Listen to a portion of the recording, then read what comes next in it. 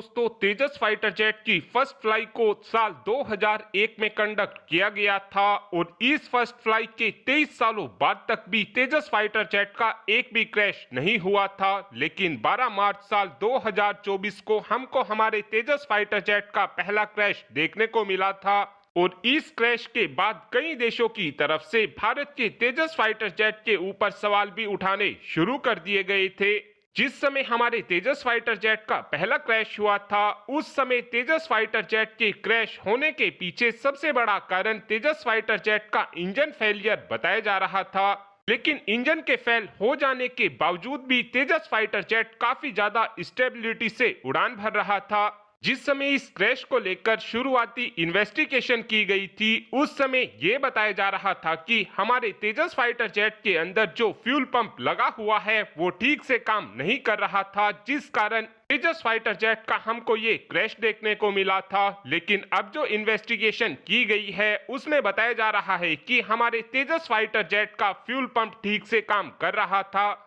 12 मार्च 2024 को जब हमारे तेजस फाइटर जेट ने टेक ऑफ किया था, उस समय हमारे पायलट को तेजस फाइटर जेट के इंजन से एक बिल्कुल ही अलग सी आवाज आ रही थी और इस आवाज के आने के पीछे तेजस फाइटर जेट के इंजन में ही कोई प्रॉब्लम बताई जा रही थी। और अब जो इन्वेस्टिगेशन की गई है उसमें पता ये चला है कि तेजस फाइटर जेट के अंदर उस दिन फ्यूल प्रॉपर नहीं था और एक कारण ये भी बताया जा रहा है कि हमारे तेजस फाइटर जेट के फ्यूल के अंदर उस दिन कोई लीकेज हो रहा था, जिसका सीधा सा मतलब यह है कि हमारी मेंटेनेंस टीम की तरफ से तेजस फाइटर जेट की उड़ान से पहले तेजस फाइटर जेट का ठीक से मेंटेनेंस नहीं किया गया था और यही कारण हो सकता है कि हमारा तेजस फाइटर जेट उस दिन क्रैश हुआ था। यानी कि हमारे तेजस फाइटर जेट के क्रैश के पीछे कोई ह्यूमन एरर हो सकता है, जिसको हमारी मेंटेनेंस टीम की तरफ से ठीक से चेक नहीं किया गया था। साथ में एक अपडेट बीडीएल यानी कि भारत डायनेमिक्स लिमिटेड को लेकर भी आया है, जहां पर इस समय बताया यह जा रहा है कि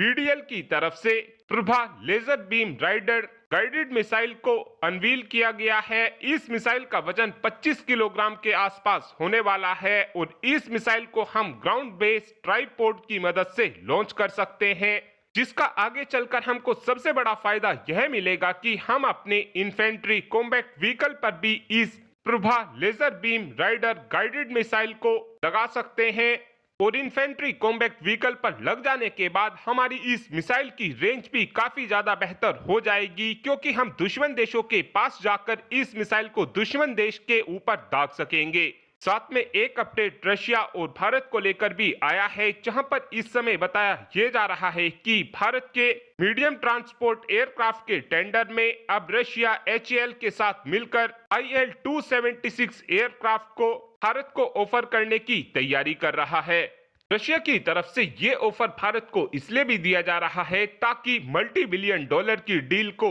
भारत से ले